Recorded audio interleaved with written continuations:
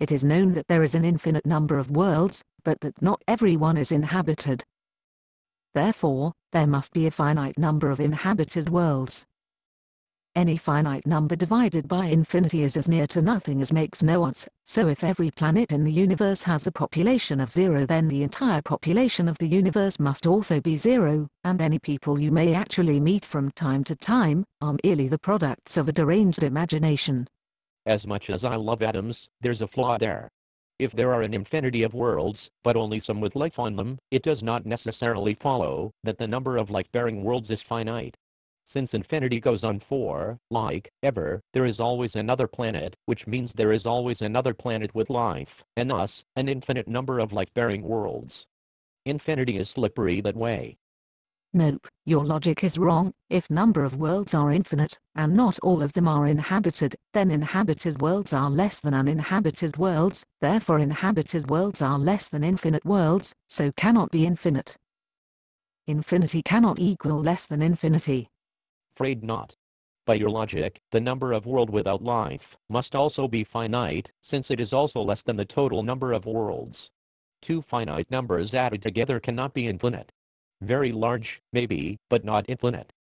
You're right, an extra uninhabited crawled in there. I meant to say the number of worlds is infinite, not uninhabited worlds.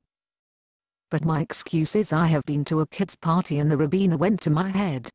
It doesn't matter if an extra uninhabited slipped in or not.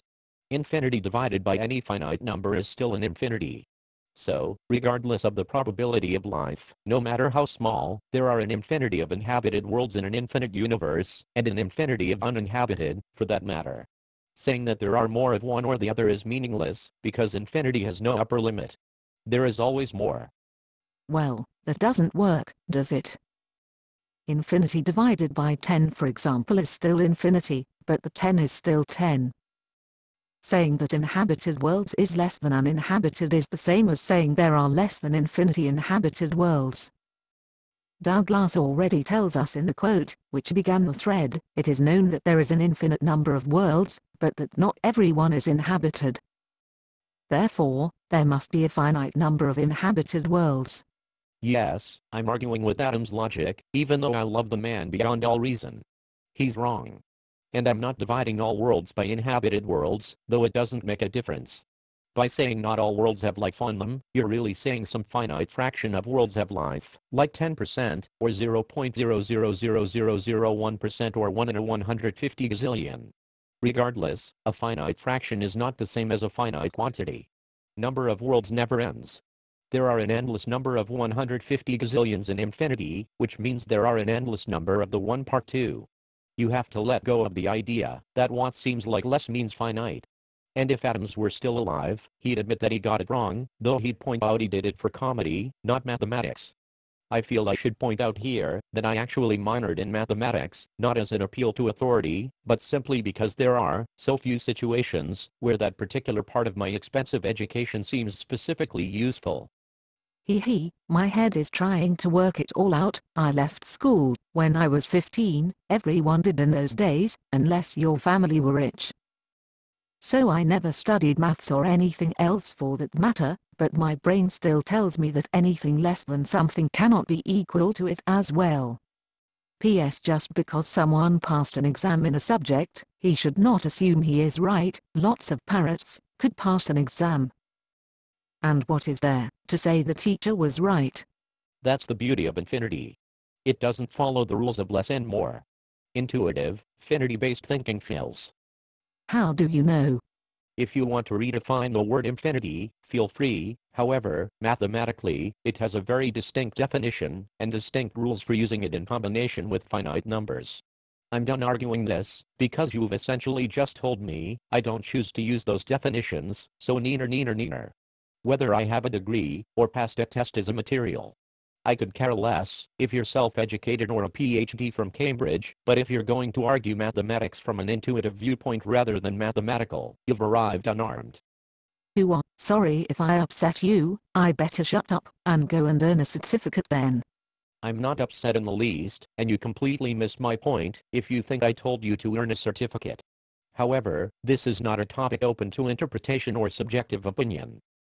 Well, I was quite enjoying the discussion, until you pulled the certificate argument, but that told me all you had said had been thought out by someone else, and you were merely repeating it, so I lost interest. Oh, so mathematics is beneath your contempt, because it has well-defined rules and principles that have been known for hundreds or even thousands of years?